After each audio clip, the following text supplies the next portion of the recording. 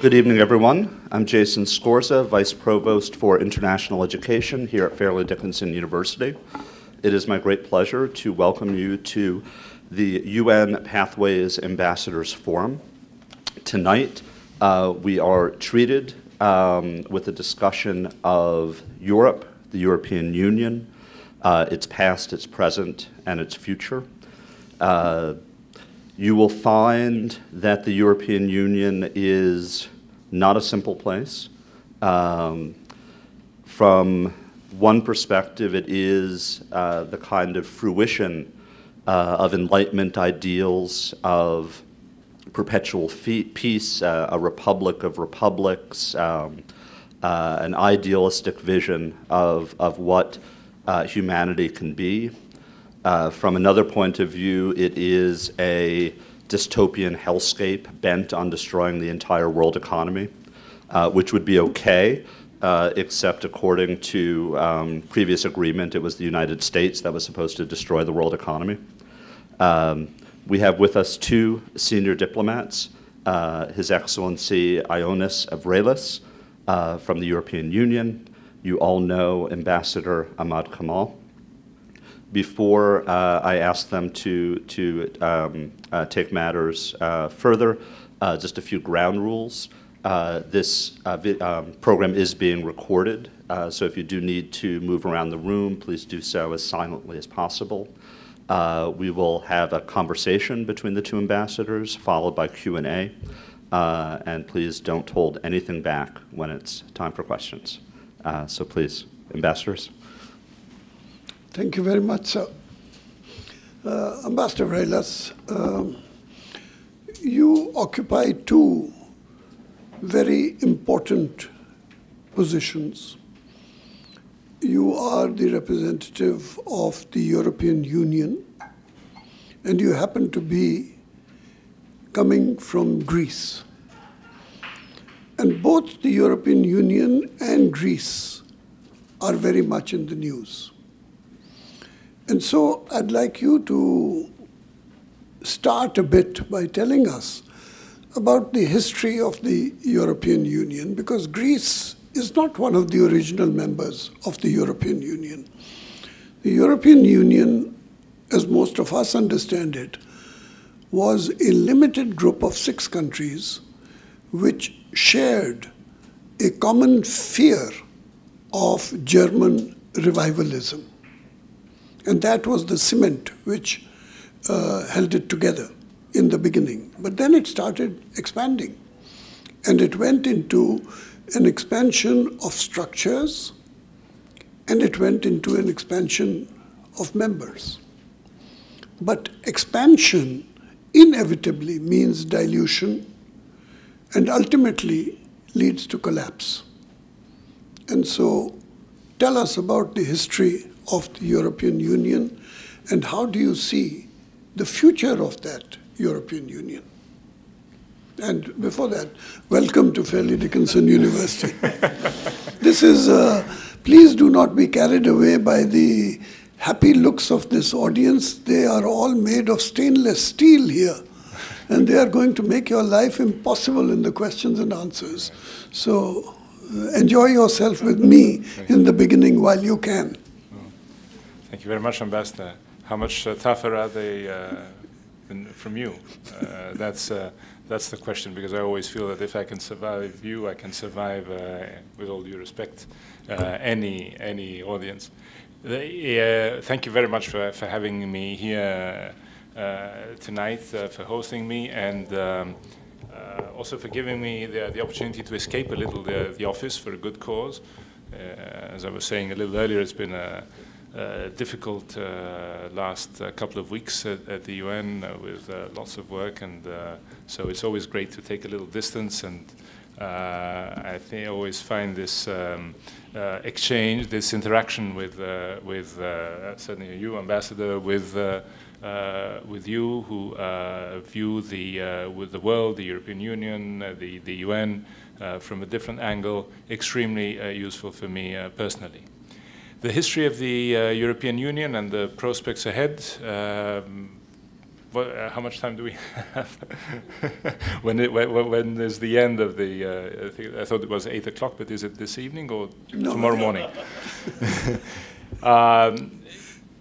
In a nutshell, yes, it started. It was the European Economic Community in the beginning, in the wake of two very, very terrible wars, which ravaged Europe. Certainly, what the European countries did after the Second World War was to draw the right lessons from what happened after the First World War, which was that rather than sort of try to punish Germany and impose conditions which were quite harsh on the German people, with the results that we all know. It was better to try and integrate Germany into a common project. That was the starting point. As the European countries got closer together from an economic point of view, slowly as the European nations realized that it was a lot better to work together, to cooperate, to focus on the things that unite them rather than on the things that divide them, this became more and more of a political project. You've had the first round of enlargement. Granted, it included one country that felt that it had to be there, in order just make sure that things would not go entirely out of control. I'm referring to the UK. After that, there was a political project which was to make sure that the whole of, at least what was at the time Western Europe, you had another round of enlargement with Greece, Spain, and Portugal coming out of dictatorships, all of them. It was a way to cement democracy and make sure that these countries would not fall back into the previous authoritarian ways. The neutral countries followed, which meant that they felt comfortable with the project so that they could join. Austria, Finland, Sweden, Norway would have joined as well, but they were given twice the opportunity and they rejected it. And after that, the next big project was to make sure that the countries from Central and Eastern Europe, basically Cyprus and Malta being a different case, the countries from Eastern Europe would transition smoothly, and in a way, it was actually the best possible manner to confirm that the West had won the Cold War by accepting these countries in Europe. Yes, that meant an expanded membership, and it is sometimes difficult to, certainly a lot more difficult to agree at 27 than it is at 15 or at 12. But I don't sincerely think, I'd be interested to hear otherwise, that there was an alternative to accepting those countries in Europe. Imagine if we had sort of left them in a sort of a limbo in the post-Soviet and the post-Warsaw Pact era. It was the right decision. It has been difficult, and this is why we are now in a situation where I can speak to you. Yes, I'm a Greek citizen, but I'm representing Europe. Why? Because following the entry into force of the Lisbon Treaty, we have tried to create the mechanisms and the institutions that will allow Europe to function more effectively. What does that mean? Rather than have the system of the rotating presidency, which means that one country would exercise the presidency every 6 months, so you would have normally you would have had a Danish colleague here today, and then a Cypriot colleague next semester, an Irish one first semester 2013. Unless you're bored to death with what I tell you, it should be me every time or someone else from the delegation, and that's a good thing. It ensures continuity. It ensures continuity both for our internal coordination and for our external representation. I'm referring here in the field, especially more specifically, the field of foreign policy. We have the European External Action Service, and also a new institution headed by the High Representative, who is also Vice President of the Commission. So we're trying to bring the various institutions in Brussels together. We are at the beginning, but we are already seeing some positive results stemming from this new institutional arrangement. So I hope that when we meet again, hopefully in a couple of years' time, I would be in a position to boast, even to blow my trumpet even louder than I am doing here today. This does not mean that we are not faced with a very tall order. We are working, the timing of the entry into force of the treaty could not be worse, in the sense that indeed we're working against a backdrop of a very serious economic crisis. One could say that this is the most difficult time that Europe has been experiencing since the end of the Second World War.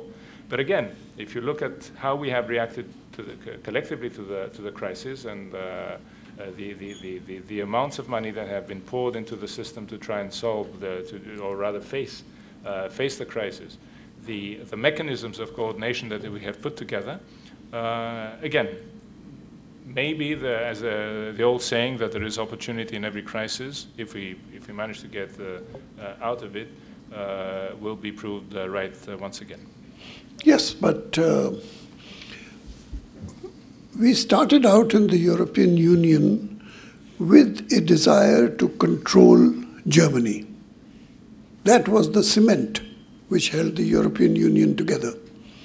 And we have ended today in a situation where it is Germany controlling the European Union, both financially and in terms of expansion. The expansion of the European Union into Eastern Europe really meant that the hinterland of Germany, where it had its major strength, became a part of the European Union. Only Germany gained through that expansion into Eastern Europe.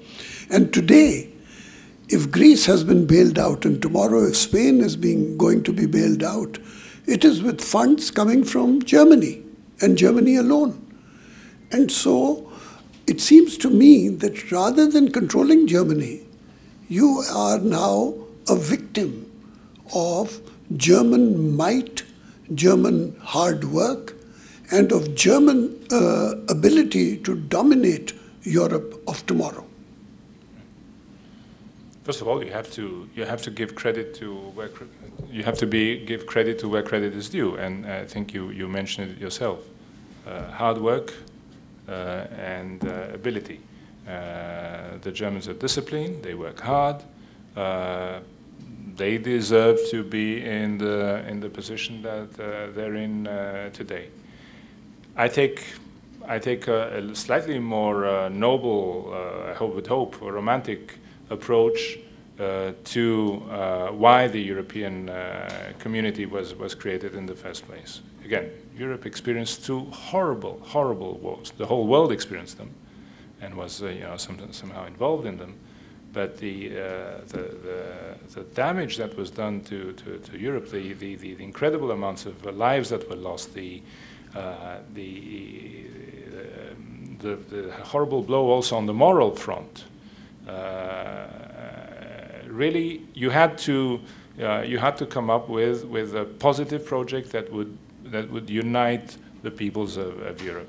That would people just realize, hey, instead of killing one another, we can work together, and that will be to our benefit. And indeed, if you look at what Europe has achieved since in the past 60 years, it is for the continent an extraordinarily long period of unprecedented peace, prosperity, development. And I think a lot of we may be facing a crisis, but I think we're still with the US. We're still looked at by most of the countries in the world as something that they would aspire to become. Enlargement, I think I explained to the Eastern Europe, I explained why it was important, not just for Germany, but for the whole of Europe, for very important geostrategic reasons. If you had not allowed those countries to become members of the Union, there was a risk of them relapsing in staying, in the best of cases, staying in a sort of limbo. Arguably, Russia was in a weak position during the 90s and the early part of the last decade, but there was always a risk of them going back in a situation that we would certainly not have liked and which would have not served European interests at large. The fact that Germany has been able to take advantage of this enlargement, again, that's all to the Germans' credit. There were opportunities for all the European countries. We enlarged the market. These were countries that, in order to close the gap, would have to develop significantly. And so there were opportunities for all the countries. That the Germans did better, again, hats off to the Germans. But I think to believe that everything is run in accordance to German interests, I think is slightly sweeping. Finally, yes, the Germans are, it is basically with German money that the countries are being bailed out, which would be a little unfair also. In fact, if you know, as you know, everybody participates in the bailout funds, even countries that are indebted, so it's not entirely correct. But there are surplus countries in the European Union and deficit countries. And the point is very often made that the German surpluses represent the deficits of those European countries that have incurred huge debts.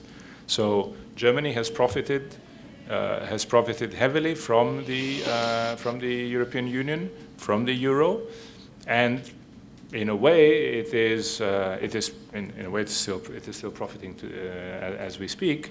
So there is a measure of solidarity that everybody was expecting from Germany to show vis-à-vis her European partners. Let's put the spotlight on two countries in the European Union, Greece and the United Kingdom. Starting with Greece, you were a miracle civilization. It is unprecedented in history that a small group of city-states should have contributed what Greece contributed to the world, whether it is in politics, which is Plato, Aristotle, etc., whether it is in learning, which is Socrates, whether it is in literature, which is Sophocles, and today, Kazantzakis. But somewhere down the line, you disappeared from the scene and became, rather than a contributing country, contributing to the forward movement of the world, you became a relaxed country, spending all your time on the beaches of Greece, and as a result, consuming more than you were producing, and creating a debt situation which is upsetting not just Greece, but the European Union as a whole.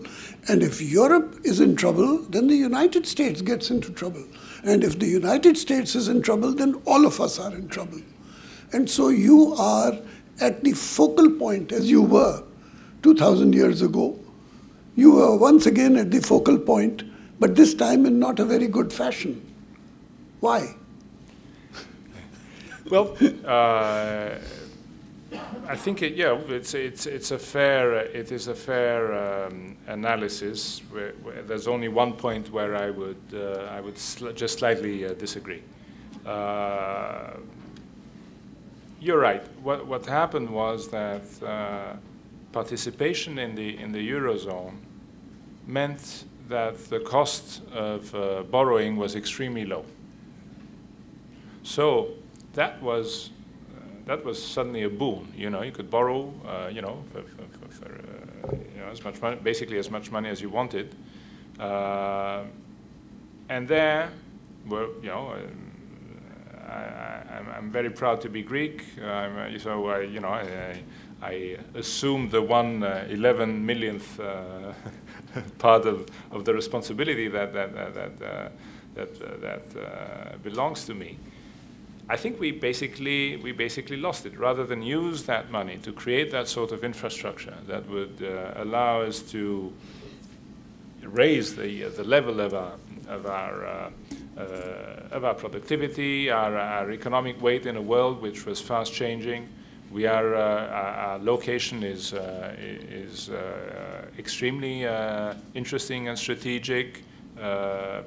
We're linking Europe, the Balkans, to Asia, Turkey, which is also a very important country, the Middle East, Northern Africa. Instead of using all the assets that we have and the money that we could borrow very cheaply for all the right purposes, yes, we started spending it for consumption. And it was not even I wish people just spent their time on the beach. There were people who were even building swimming pools in about a 5 or 10 minute car drive from the beach, which is environmentally crazy, economically not sound, and if you want, from a sociological point of view, an extremely negative development. So we did lose our soul for about 10 years, and now clearly we're paying very dearly for it. Having said that, you remember the old saying that when the United States has caught a little cold, then Europe suffers from pneumonia. Now, I refuse to admit that when Greece catches flu or pneumonia, whatever you may want to call it, suddenly the whole world will catch pneumonia because of Greece. Before having been appointed to my current position, I was with the Greek Foreign Ministry until July 2011, so less than a year ago, and I was the Deputy Chief of Mission of our embassy in Washington. So for about 2 years, I would go to think tanks and universities and talking to the press, and I was getting whipped on a daily basis. And the point that I would always make was, when 2% of the GDP of the Eurozone, because that's what Greece represents, when 2% of the GDP of the Eurozone can wreak such havoc in the Eurozone itself and in the world economy, well, certainly the 2% has a major problem, but the 98% has a major problem as well. So I think people talk a lot about Greece, but this spending a lot more than what we produce is a much wider phenomenon than Greece. It's a Western phenomenon. I think we've lost some of our, or we've forgotten about some of our fundamental values. Some of the, if I may say, I wish we were all a little more German in terms of putting the hard work and the discipline and the resilience that are needed. Being again very careful not to spend more than what we earn. I think these are some of the important values that all the countries of the West, if you were, the liberal world, or whatever you may want to call us, should remember. Yes, but you do realize that we live in an age of perception, not of reality. In fact, we are in the United States. The heart of the United States is something called Wall Street, which produces nothing. The total production of Wall Street is zero. It is based only on perception and speculation. And so whether you like it or not, the perception of the 2% of Greece is so important that all of us are talking about it. So you cannot say, I'm only 2% of Europe, so don't look at me. No, I'm sorry. I'm not saying that. No. But of course, whether I like it or not, everybody was looking at Greece. What I'm saying is, when people suddenly are talking about Greece, which is an insignificant amount of the of the pie, it means that there's a problem with the pie itself. And the problem with the pie is that it has been over-bloated. I think, this is my personal opinion. I think we live in a huge bubble, both economic and moral. And this is why anything, a little scrap at the surface, suddenly there's a risk that the balloon will start, losing whatever air it has. And this is why people are worried. Oh, my goodness, here. But then we realize that, the bubble has possibly many scraps. So that's the point I was trying to make, that yes, people rightly look at Greece, but now they will be looking at Spain, and they've been looking at Portugal and Ireland. They've been looking at the deficit in this country here, which is also another worrying factor in the world economy.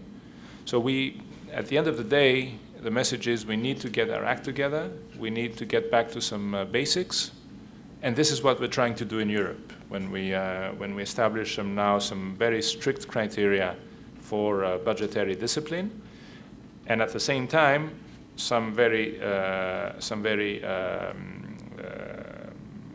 tough measures for those who do not comply with those criteria. Yes, but this is what we were taught in classical economics, that you consume what you can produce. And if you want at times to go into deficit financing, you must be in a position to pay back your deficits and your loans. But we have embarked, all the countries that you've named, including the United States, all of these countries are just consuming merrily as if there is no day of judgment which is ever to come. And so all of us are living on borrowed money. And I'm afraid it is not sustainable. But let me turn to May I say something also? Because sure. I feel very strongly, talking also to young people. One thing we're very proud in Europe of is our social benefits system. Health, education. I think when Americans hear about how many days of holidays people have in Europe, they more or less faint, either of they're shocked or because of envy. Now we have reached a point where our generation, again, possibly the most successful generation in the history of Europe, unprecedented growth, unprecedented peace, unprecedented prosperity. But in order to maintain our level, which is simply not sustainable, is making it extremely harsh for the younger people. If you look at the unemployment rates in Europe, the young people cannot find jobs. At the same time, even that is not sustainable, because who is going to pay for the pensions and the various benefits? At some point, it would have to be the younger people. So there's a risk of a vicious circle. The conditions in the labor markets for the young people are extremely harsh and well below the standards that we have set for our generation. So this is a problem that European leaders are becoming increasingly aware of, because it's not just that it is not economically not sustainable, it's also socially not sustainable. You spoke about the welfare system in Europe. What is the educational system in Greece? What do you have to pay to go to university? Nothing. Nothing? Nothing. It's all paid for by the state. So, please note. Having said that, I have 3 children, so I've been looking around for, they're 11 and 12 right now, so I'm trying to do some medium-term planning, and I look at the tuition fees here in the States, and when one mentions the bubble, I think I see some 5-digit numbers there that are quite impressive. So there has to be a middle ground, I think, between the two extremes. Okay, let's turn towards the United Kingdom. The expansion of the European Union is understandable, as you said. But I have never understood why the United Kingdom was taken into the European Union. Britain is not part of Europe. The British believe that the English Channel is wider than the Atlantic Ocean. And they feel much closer to the United States than they do to Europe. What made you believe that you could bring them in and convince them to be Europeans? They did not join the Euro zone. They did not join the Schengen zone. And as you yourself said, they are there for some sort of oversight of everybody else. Why did you need that type of a fifth columnist inside the European Union? Right. Well, I was 8 years old when they joined, so it's not that's not my personal decision. But I think Europe needs the UK in its fold in one way or another. Again, when you think of a scenario, would the decision-making process in Europe be easier without the UK? Possibly. Although I can tell you, because I chair many coordination meetings in the EU, you know, sometimes we have problems with the French, sometimes with the Germans, sometimes with the Dutch. You know, everybody has his little babies that they feel very passionately about. Imagine if the UK was not part of Europe. You know, what would the implications be? I sincerely believe it's a lot better to have them. I think it strengthens the position of Europe. The channel is a lot narrower than it used to be. If you take the high-speed train from Paris or Brussels, you're in a couple of hours in London. So it's, in a way, I think it's actually from Brussels, it's an hour and 50 minutes. I have colleagues at the delegation here who live in Long Island, and it takes them 2 hours to come and go to their office. So the UK is a lot closer than one feels. Yes, if you see it from a British viewpoint, the European Union is only one of the factors that weigh into their overall geostrategic perception of the world. It's the European Union, it's the strategic relationship with the United States, it's the permanent membership of the United Nations, it's the fact that you know, as a former empire, they have a network of countries that they feel very comfortable with, possibly more comfortable than with some of their European partners. But at the end of the day, you know, yes, they do stay out of certain policies, but it is their right, and they're not the only ones. But at the end of the day, I feel a lot more comfortable when they're around the table than when they're not. Okay, if you are willing to forgive the sins of the British, which I'm not willing to forgive, having been at the colonial receiving end of their criminality, let's talk about Turkey.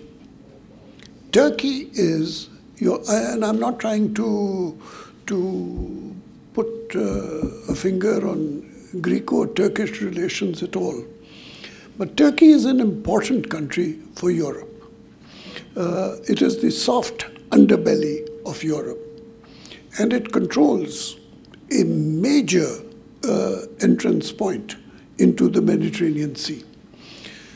But for some reason, you are not willing to envisage the possibility of a Turkish entry into the European Union as easily as you were willing to see Latvia and Estonia and other countries coming into the European Union. Why not? Is it because you are anti-Muslim? You don't like Muslims? Love them. You know, I could limit myself to just reminding you that we have embarked upon accession negotiations with Turkey. So Turkey has candidate status, again, as we speak, on some chapters. You know, it's a very long process to become, and a very laborious process to become members of the Union. You really have to agree with there has to be an agreement between the candidate country and the European Union and its member states on about 35 chapters that cover a very, very vast spectrum of issues: economic, political, legal, you name it.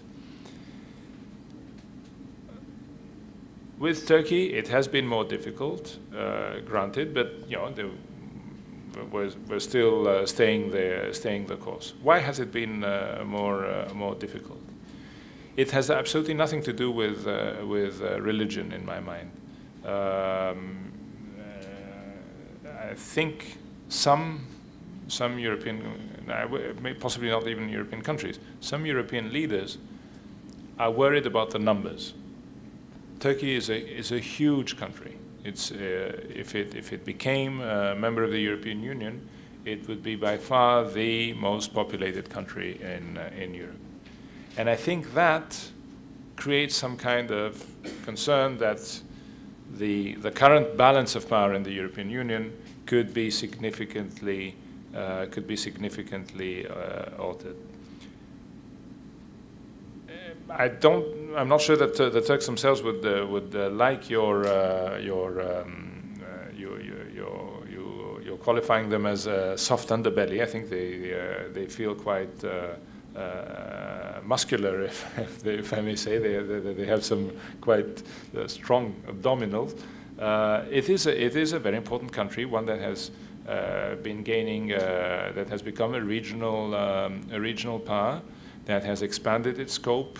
They're opening embassies all around the world. They're present all around the world. An economic force to be reckoned with. Maybe what we're still missing from Turkey is the perception that if they joined, they would be ready to join a club, and they would be ready to join a club as a team player. Sometimes you get the feeling that basically Europe is being asked to join Turkey and not the other way around. I think we have to stay the course. We have to be patient. It will not happen from one day to the other.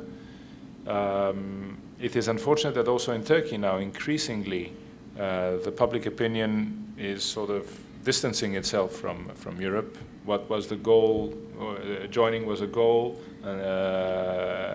until about 7-8 years ago. You will now see that it is not as popular an objective as it used to be. But we have to make sure that the relationship between Europe and the European Union and Turkey is a strong one, and hopefully Turkey will be able to become a full member at the end of the day. On our side, we have to be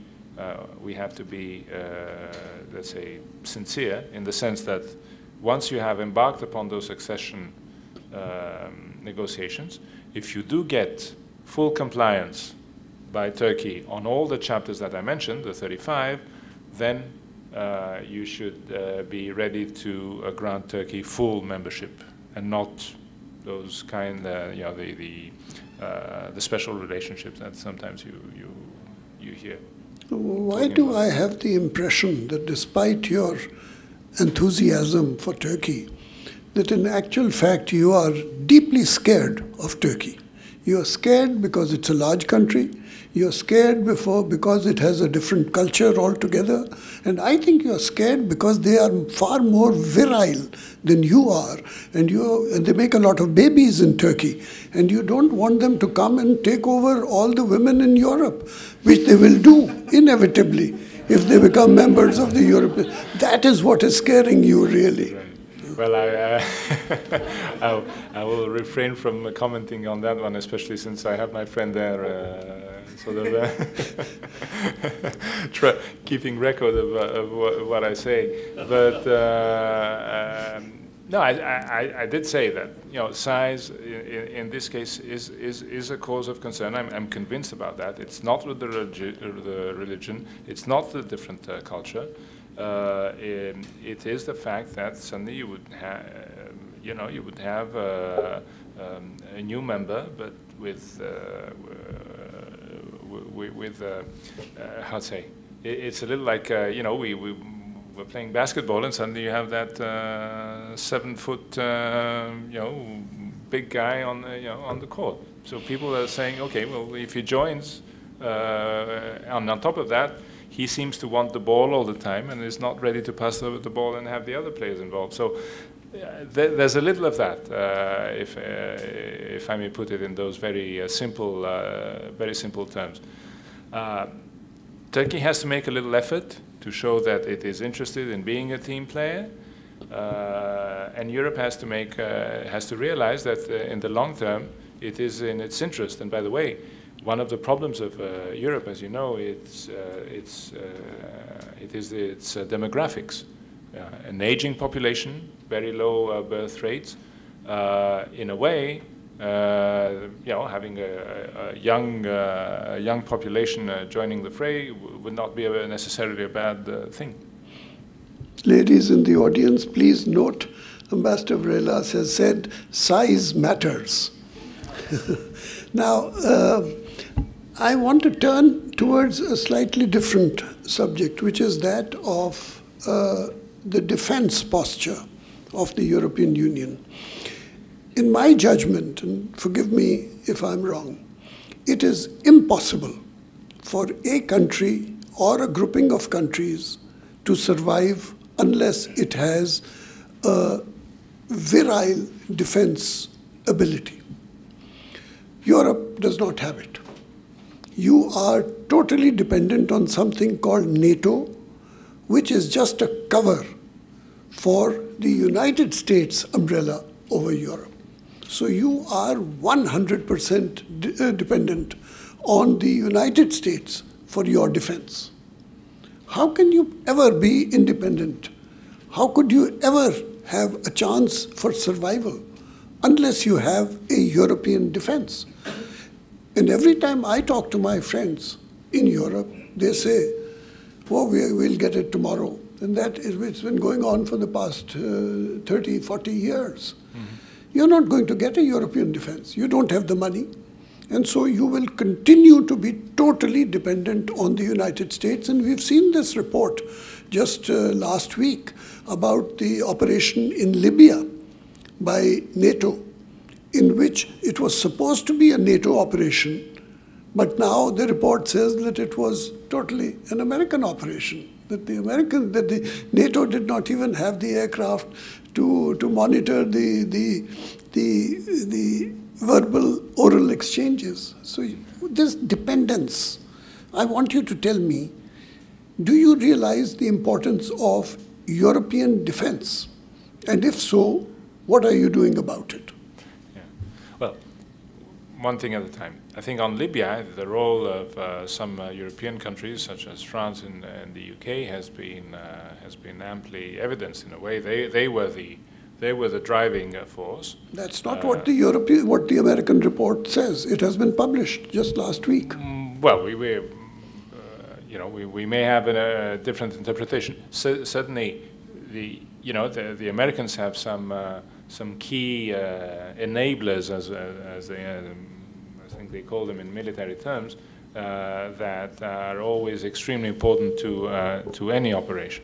So it was good it was certainly good to be able to use those enablers to good account. But the French and the British were very much at the forefront of the military effort in Libya. That does not mean that everything that you say does not have a ring of truth. It does. Having said that, again, we have among our 27 member states, by the way, soon to be 28, with Croatia becoming a full member next year. We have 2 nuclear powers, so that's not, the 100% dependency is not entirely correct. it is, you see, it's part our culture and part are getting comfortable. Our culture, because we fought those two world wars, because we saw the damage that was that came out of it, the natural instinct today of a European leader is to try and stay away from military action. This is particularly true, by the way, of Germany, which, in spite of its economic might, is always extremely cautious and reticent to engage on foreign soil for obvious historical reasons. Secondly, the history of peacekeeping in the last 20 plus years teaches us that equally important with winning a war is winning a peace. So things that the European Union can bring to the table, its development and aid policy, its capacities in the field of rule of law, its civilian capacities, civilian crisis management capacities. It allows the European Union to be present at all the stages of a crisis, not just when you've got the warning signals. A little less so when the military crisis is full-fledged, but after the crisis, post-conflict building, you know, that is where we can make an important contribution, because we have such a vast array of means that we can offer. On the other hand, you're right also that we got comfortable with NATO and the US role. Basically, via NATO, the US would always guarantee the defense of our countries. And this is why for the last 13 years, we have been developing the European security and defense policy, which now after the Lisbon Treaty is called the Common Security and Defense Policy. We're certainly not at the level where we would like to be. Again, in terms of timing, it couldn't be worse, because you, in order to be credible, you need to have military capabilities as well as civilian capabilities, and military capabilities need a lot of money. So as you can understand, the defense budget is very often one of the first budgets that suffer in times of economic crisis. On the other hand, it makes European countries more aware of the need to pool their resources and work together also in the field of defense capabilities. Very often, defense was identified a little with national sovereignty, national prestige. You had to have, you know, your own air fighter, or your own tank, or your own whatever. Suddenly, you see France and the UK, for instance, agreeing to cooperate and spend some money on joint projects. So this is what we're trying to do. We have also set up the European Defence Agency,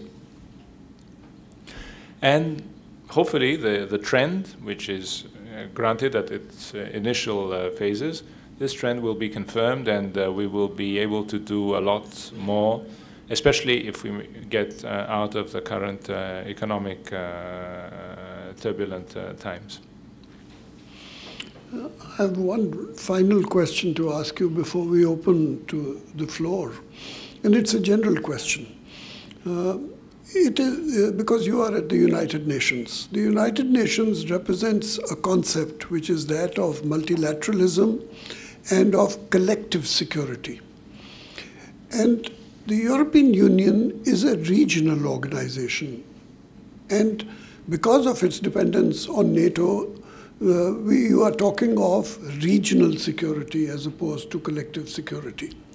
So regionalism, in a way, runs counter to the objectives of the United Nations, because it is a subcontracting by the United Nations of its collective responsibilities to regional organizations, which is what the UN has been doing with NATO in Afghanistan or in Kosovo or in other places in the world. So my question to you is, how do you see the development of this concept of regionalism? Because the more you develop regionalism, the more universalism stands to suffer. And so the United Nations stands to lose its importance as regional organizations get more and more importance. And the European Union experiment, with all its negatives, is being replicated everywhere. It is being replicated in ASEAN, it is being replicated in Mercosur in Latin America, it is being repeated all over the world, and it is definitely being repeated in SADC in Africa. So the experiment is catching on. And as a universalist, I worry. You do not seem to worry. No, on the contrary, I'm quite encouraged when I see other regional organizations trying to follow suit. Because I feel that we represent some very important values, some very important principles, and if the countries of those other regional organizations would espouse those principles, that would be a good thing for the world at large, the way that we would like to see it develop. Let me give you a few examples to see that, how we can turn the argument around. If you remember the Organization of African States, in the past, the African leaders would get together very often, but one of the sacrosanct principles of that organization was that we never interfere in the internal affairs of any of our members. Today, the African Union is a very important regional organization involved in all sorts of issues and in many different ways in the various crises in Africa. Anytime that there's some important violations of human rights, the African Union will intervene, will try to, will put pressure on the country where those violations take place. So the principle of non-interference in the internal affairs has been luckily brushed aside. It is involved in important peacekeeping operations. I think it is a very good thing. Think of the League of Arab States. Would you have ever dreamt only a couple of years ago that the League of Arab States would have tabled a plan for a smooth political transition in Syria, an Arab country, and that it would have tabled a resolution in the General Assembly of the United Nations condemning the violations of human rights and the mass atrocities in Syria? I think this is a very positive development, and I think it is, in a way, a vindication of the universality of the values that the United Nations stand for. When you see that those values are espoused by those countries and that an effort is done at the regional level to try and promote those values. Why is it done at the regional level? Because simply countries realize that they cannot do it on their own. The challenges and the threats that the world is faced with today are such that you simply cannot face them on your own. A lot of the issues, well, it's that old example you give. If you take five sticks, one by one, you can break them very easily. If you put all five together, it's a lot more difficult. I think this is what's happening, and I think it's a positive development, and hopefully one that will prove that the universal values that the United Nations stand for are indeed universal and applied as much as possible. The floor is yours, sir. Thank you. We have time for a few questions from the floor, so if you'd like to ask a question, please raise your hand. Yes, on the far right-hand aisle. And please stand and identify yourself. Hi, my name is Catherine. Why does it take so long for members to become a new member of the state of the Union? But which ones are you referring to? The Well, like, I know it said in the in the paper, it said that Serbia filled out an application in 2009. It's almost 3 years later since they filled it out. So I guess the question is what goes into that, Yeah. that process? Right. Well, it's not that when you submit an application, you sort of automatically are granted candidate status, or even better, that you become a member. The European Union is a club which has some very clear, sometimes tough, rules for a country to become a member. What happened in the case of Serbia, for instance, was that while they had made a lot of important, they had taken a lot of important steps in their cooperation with the special tribunal, international tribunal that had been set for the war crimes in the former Yugoslavia. Some very important people that were looked after the international tribunal was still at large. When they managed to arrest them all and hand them over to the tribunal, that immediately made their case, a lot more, a lot sounder, if you wish. There's also, in the case of Serbia, there's also the problem of its relations with Kosovo that will remain. So a complicating factor. So sometimes a country may have some specific hurdles that it has to overcome in order to be granted this candidate status. Sometimes it has simply not reached the level yet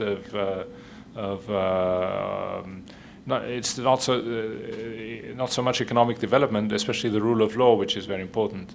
It hasn't reached the level required, which would allow it for its candidature to be processed faster. Next question. Yes, the gentleman, right. And if you'd please stand and introduce yourself. Hi, my name is Rahul. I want to ask that how do you forecast 2015 European Union? Will the countries Italy, Greece will overcome the deficit problem? Will overcome the deficit problem? Overcome the deficit. Overcome it. Yeah, by 2015 they won't have overcome the deficit problem. I think the plan for Greece, for instance, is that if it stays the course and also promotes all the necessary reforms and does all the things that she has agreed to do, by 2020 the deficit will have been reduced significantly. But it will still be quite considerable. So the hope is that by 2015 the countries will be on the right path, and they will have most importantly addressed the systemic weaknesses that brought them into their current predicament in the first place. Not all cases are the same. Greece is different from Italy or from Spain, for instance, or Ireland. But you really have to address those structural problems. If you had a magic wand and told Greece today that you owe nothing to anyone, in fact, we give you, a surplus of 100 billion euros to begin with. If it does not address if it does not make the structural reforms, in 5 years' time it will be again in a deficit situation. So the emphasis is Yeah, on austerity measures, but also on the structural reforms. I hope that by 2015, both will have contributed to a much improved situation. The important thing is not to get rid of a deficit, but to start getting rid of the deficit. That is the key. Take the United States. The United States has a gigantic deficit. It cannot get rid of that deficit overnight or even by 2015. But you have to make a start and begin having budgetary austerity. And that, I think, Europe has started doing now. Yes, up front.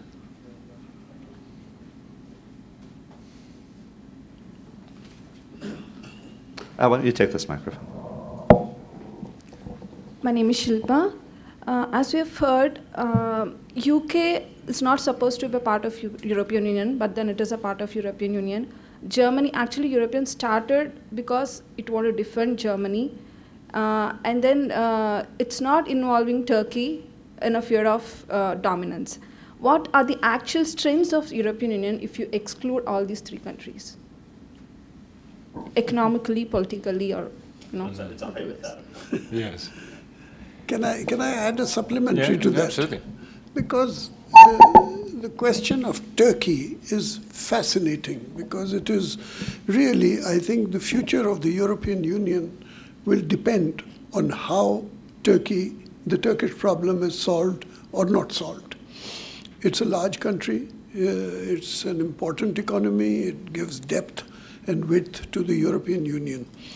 But another important aspect of Turkey is that one of the members of the European Union is Cyprus.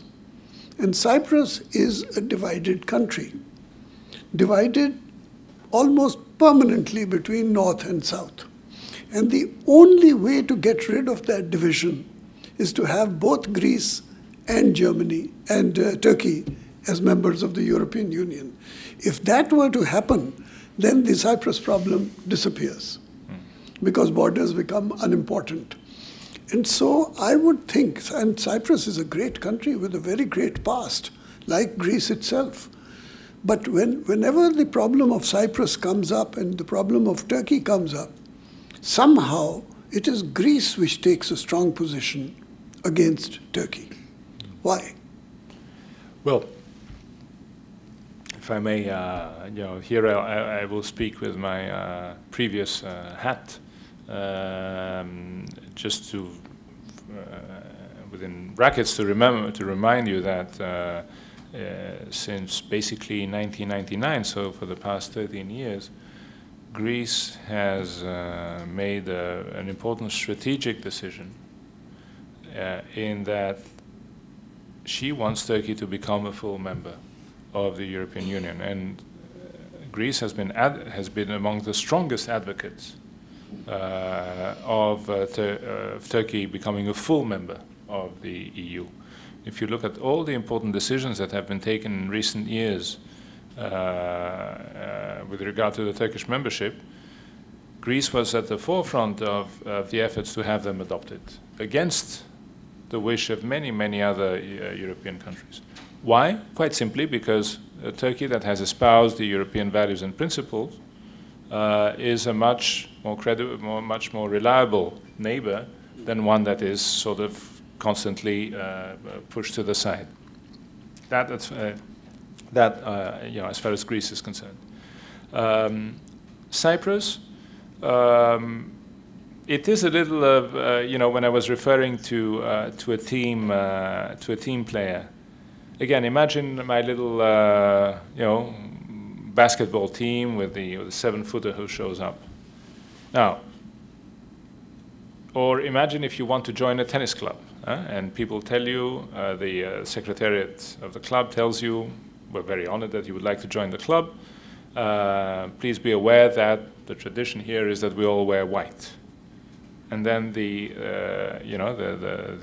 aspirant member says, no, I don't like just white. I'll be wearing any colors I want. And on top of that, I don't like that member that you already have. So please make sure that every time that I play, they're not around. What are the chances that the aspirant member would become a member of the club? quite few. So you have to play the game a little by the rules. Turkey is a very, very powerful country. My assessment is that it can afford to look at Cyprus with a, with a certain, not turn it into basically an equal power opponent, if you want. A lot of the chapters in the negotiations, in the accession negotiations between Turkey and the European Union, are blocked because Turkey is refusing the right to Turkish ships or Turkish planes to use Cypriot ships and Cypriot planes to use Turkish ports and airports. Only European Union country that cannot send its ships and planes in Turkey. Why? What does it stand to gain from that? Europe as a whole has said, sorry, that means that a significant amount of chapters will be blocked until this problem is solved. So that again, coming from a representative of an international organization that wants Turkey to become one of its members, and as a citizen of a country that is a strong advocate of the Turkish membership bid.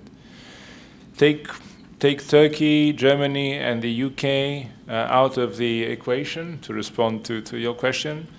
You have a very, I guess, France. France plays a major role, but it is certainly not the sort of Europe that one has in mind. It loses a lot in terms of political, economic weight and leverage. And it doesn't go very far. You remember that when the European Economic Community was created, the UK initially had the alternative plan of the European Free Trade EFTA, and very worthy, very worthy cause with important countries, some rich European countries, but that didn't go too far. Yes, but I think the young lady's question has great validity nevertheless, because the original European Union, or the European Economic Community, which was just 6 countries, had greater purity and unity to it than the expanded European Union has. Do you agree with that or not? The expansion has resulted in a dilution of the European Union, not a strengthening of the European Union. This is not. I don't like. First of all, I don't like the term purity because which of the current members are not pure enough to join to be members. We're not talking about Pakistan, so I think we're safe. Right, and we spoke about that a little earlier. The why the enlargement was basically unavoidable. We hope.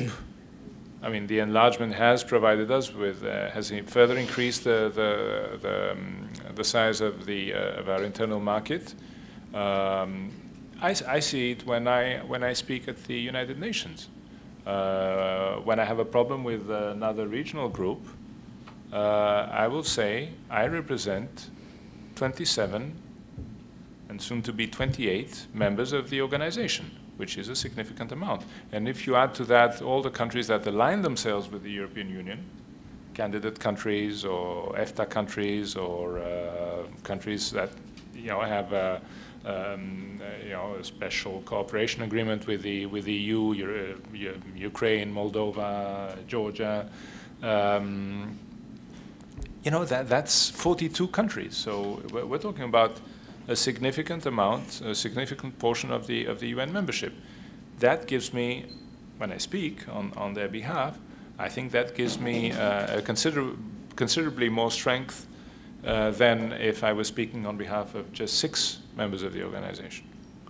I'd like to pick up on this figure of 27 that you've mentioned, because at the United Nations, we have enough problems with the fact that we have to put all documents into 6 languages. And I'm told that you do all your documents in 27 languages, including some languages which nobody understands and nobody has ever used, except that one particular country. How do you manage with 27 languages in your documents, including documents in Estonian and Latvian and everything else? Well, first of all, the reason why all these documents are translated into all the languages is that, again, it's a sign of the strength of the Union and not its weakness. Why? Because a decision that has been taken in the European Union will then become national law in each and every one of the member states. So, at the very least, civil servants and the members of parliament and all those who are involved will need to know what they have to implement. What is happening is it's not like we have to wait for the translation for action to be taken, and it's not that when I'm chairing a coordination meeting, we basically speak English. We can also speak French, but the reality is that now at 27, the number of colleagues who speaks and understands French and is able to work, they're proficient enough so that they can negotiate on a common position, has been significantly reduced. So we usually do most of our work in English, and in fact, what I'm trying to do is, because 3 of our languages are also official languages of the United Nations, for English, French, and Spanish. So what I'm trying to do is, when we have managed to agree on a text a couple of days in advance of a meeting, which granted is not too often the case, it's usually 5 minutes before the meeting that we finalize a common position. But when we have it agreed, 2 days before the meeting, then I try to translate it in French so that we can also deliver it in French. And my hope is that we can soon have also text delivered in Spanish, even with my very bad accent. You must have an army of translators and interpreters in the European Union, because 27 multiplied by 27, it's a huge number. Yeah, well, that's good for jobs, and but most of them are trilingual or even more, and so they can work in different languages. But again, the pressure is not so much now on the interpreters, because most of the business is conducted in English, and as I said, sometimes French. The pressure is on the translators, but that is usually more for the final, the official documents that also has legal consequences, rather than for each and every document as used to be the case in the past. We have time for a few more questions. Yes, on the aisle in the rear.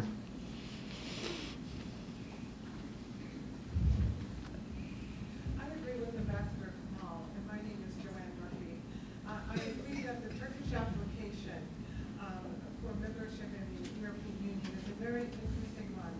Earlier this year, I was in Istanbul and had the opportunity to discuss it with people at different levels in the society.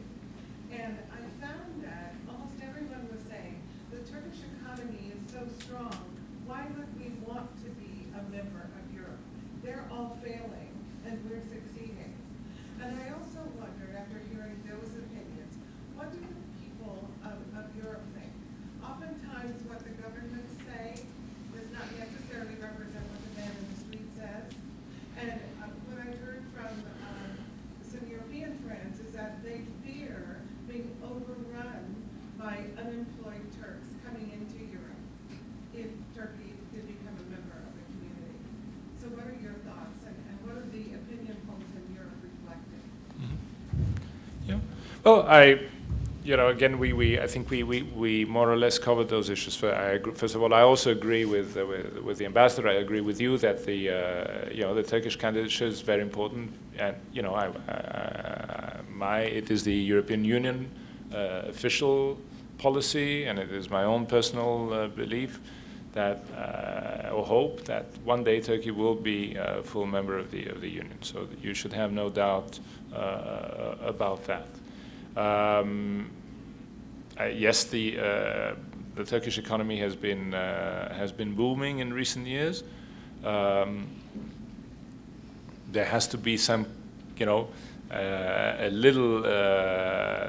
some notes of caution, so that they do not they do not fall into the trap that many European countries fell into. You really have to look at the fundamentals every time, and not get the illusion that you've suddenly become an economic superpower from one day to another.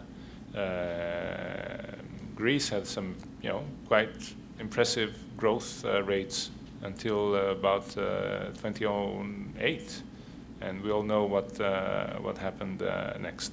So you have to remember, take care of the fundamentals, the economic fundamentals, and not get carried away, because economic growth and development is a long-term and quite tricky proposition.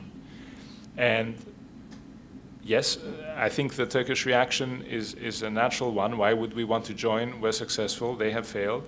I think it's also a reaction in what they perceive as a refusal by the European, or some Europeans at least, to accept them as a future full member. So sometimes when you cannot get something, you tend to see it negatively and sort of reject it yourself before they reject you. And if you talk to the average European today, especially in times of crisis, especially in times of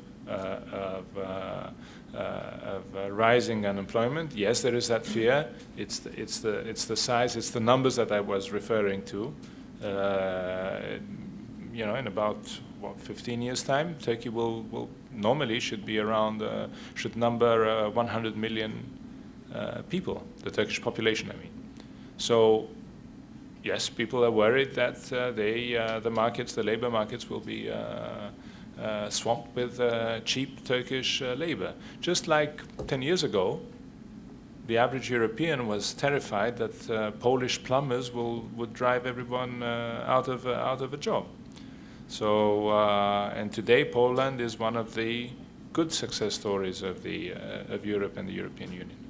So there's these fears, and these hard feelings on both sides, and our job is to act as a bridge between the people, between the governments, and make sure that the train stays on the right track. I'd like to, if I may, ask the final question of the evening.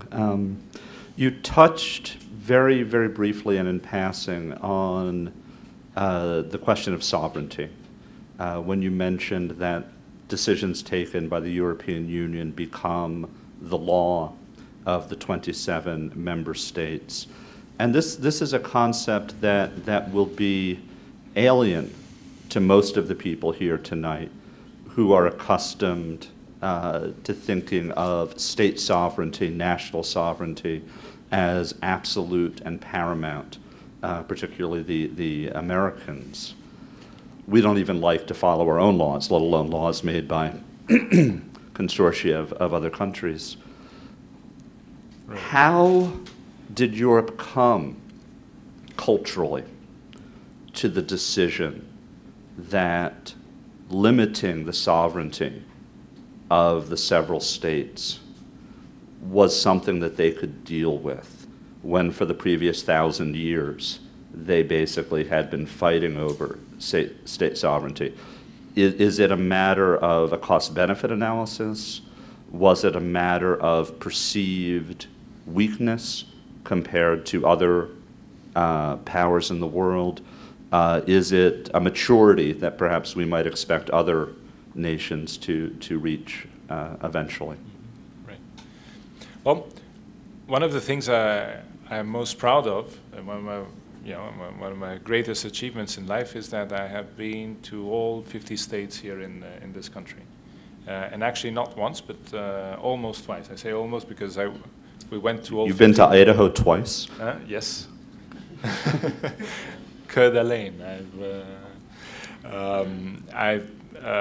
We went with my wife back in the 90s to all 50, and now since we have come back with the children, we've been to 47. So we're missing Maine, Alaska, and Hawaii, but we're very keen to complete the tour a second time, and that would be.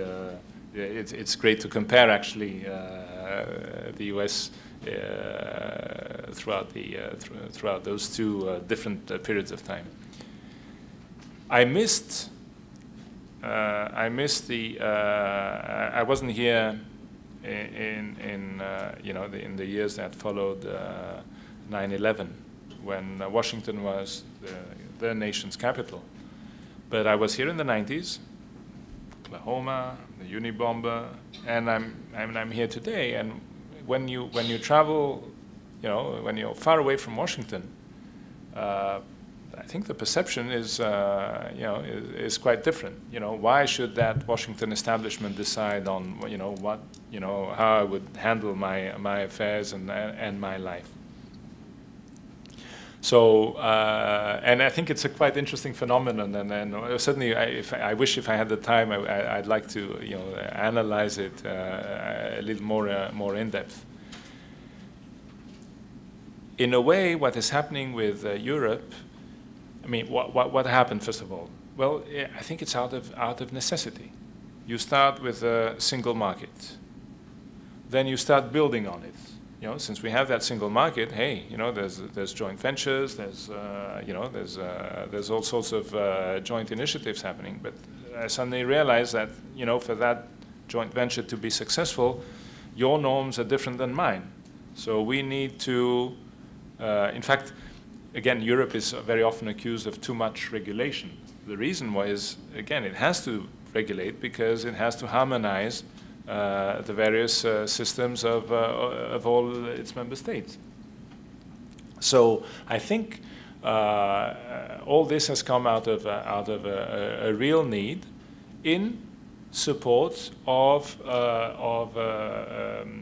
an initiative of a project that seems to be to the benefit of all the European people. There is one problem, though, and I think it is a problem that the European Union has been paying for dearly in the most recent in the last couple of years when times have become harder. For too long, national governments were very happy to sort of pocket all the benefits that derive from the European Union, from the single market, from the common foreign and security policy. And they were always ready to accuse Brussels, the way that sometimes Washington is being accused here in this country. They would go to the public opinion and they would say, sorry guys, but Brussels forces me to implement these measures even if I know that they're unpopular. So that fueled a disconnect between the public opinion and Brussels. If you ask the average Greek today, if you conduct a poll, you will see a lot of, while 70% of Greeks would like the country to remain in the Eurozone, and that in spite of the pain that has been inflicted, and that ought to tell you something, that they see that at least it provides some kind of discipline, which we would otherwise not have. On the other hand, they would accuse Brussels as the ones that have been imposing those austerity measures in support of some conspiracy against Greece. So, and that's because for too long they have been fed on this idea that Brussels is a bad thing. I think the European governments have to do a better job of explaining the European Union to their citizens, explaining where Europe would stand if the European Union did not exist and it had not been as successful as it had been. I think this will go a long way towards taking care of some of the problems that we are facing. One last question. But make it a good one, because the pressure is really very acute. Yeah, all questions are good.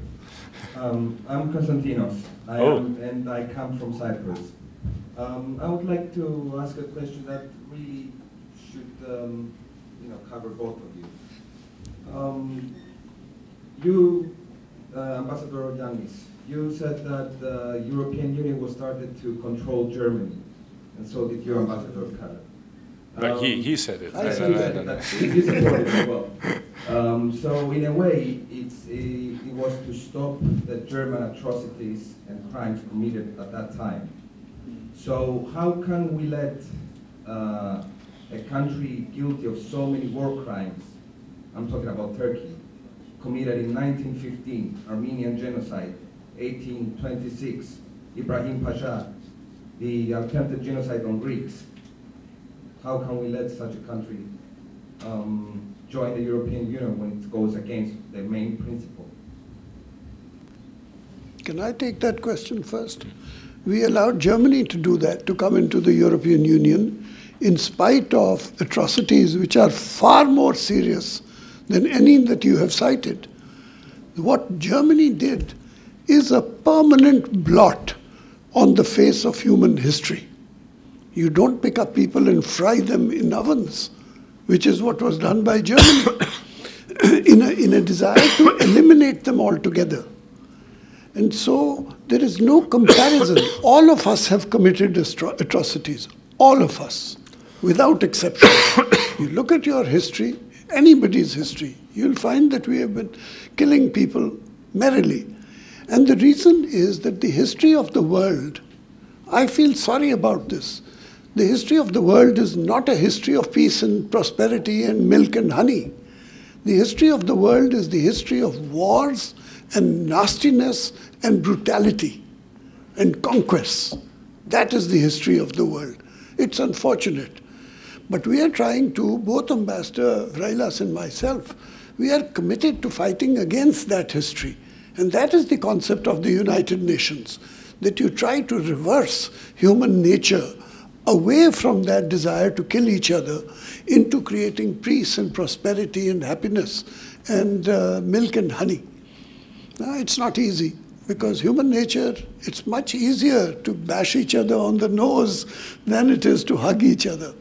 Yeah, for me, it's a utopia. I know, it's a utopia, of course. But you are talking to a Greek ambassador.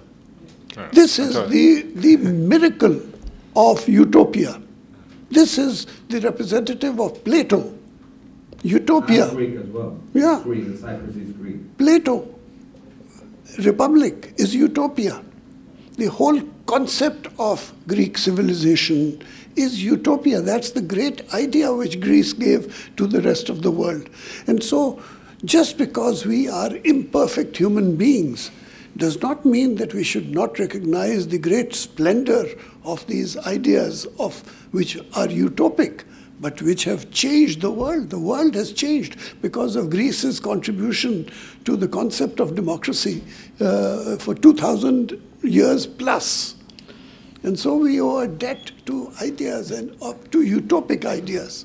It's not just poetry. It is very important to have utopia as an ideal in front of you.